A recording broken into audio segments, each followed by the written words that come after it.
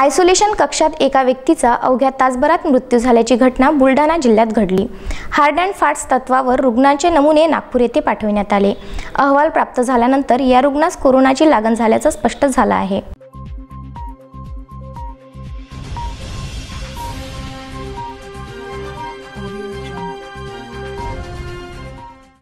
बुलढाणा येथील जिल्हा सामान्य रुग्णालयात शनिवारी आयसोलेशन कक्षात दाखल केल्याच्या तासभरातच एकाचा मृत्यू झाला।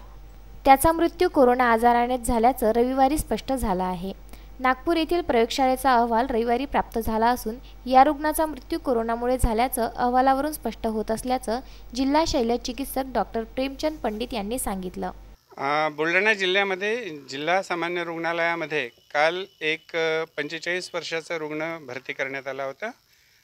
आधी तो प्रायव्हेट हॉस्पिटलला भरती होता, तिथे सिरियस झाल्यानंतर त्याला गव्हर्नमेंट हॉस्पिटलला रेफर करण्यात आलं होतं।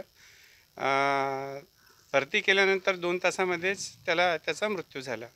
मेनवाईल त्याचं सॅम्पल घेऊन तपासायला पाठवण्यात आलं होतं।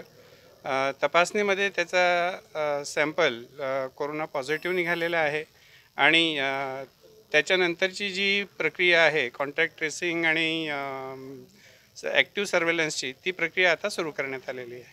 3 म्हणजे 4 फुटापेक्षा जास्त खोल पुरायला पाहिजे आणि तसंही प्रचलित पद्धतीमध्ये ते 5-6 फुटाचा गड्डा असतो, त्याच्यामुळे ते सुरक्षितरित्या झालेलं आहे।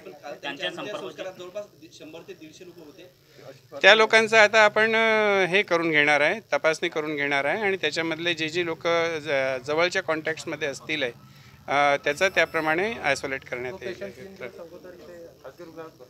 हां, तो आशीर्वाद हॉस्पिटलला भरती करण्यात आला होता। आपण त्या हॉस्पिटलचे लोक पण याच्यामध्ये कॉन्टॅक्ट्समध्ये घेतलेले आहेत। हो, अजून असे काही आयसोलेशन मध्ये आहेत का उपचार घेतले? सध्या नाही आहे कोणी। आपण पूर्ण बुलढाणा शहर हे ॲक्टिव्ह सर्वेलन्समध्ये घेतलेलं आहे। इतर जनतेला काय आवाहन करत? लोकांनी घरामध्येच राहावं, सोशल डिस्टन्सिंग अत्यंत महत्त्वाची आहे। गरज नसेल तर घराबाहेर पडू नये आणि ज्या प्रचलित आपल्या काळजी घ्यायची आहे, वारंवार हात धुणे, आपलं त्या पाळणं अत्यंत गरजेचं आहे। सगळ्यात महत्त्वाचं आजच्या घडीला कोणी बाहेर न निघणं आणि सोशल डिस्टन्सिंग ते अत्यंत महत्त्वाचं आहे। त्याच्या या मृत्यूमुळे संपूर्ण जिल्ह्यात खळबळ उडाली आहे।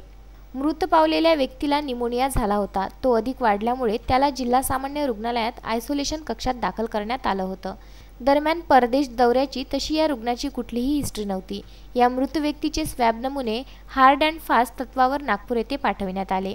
नागपूर येथून अहवाल प्राप्त झाल्यानंतर या रुग्णास कोरोनाची लागण झाल्याचं अहवालावरून स्पष्ट झालं आहे।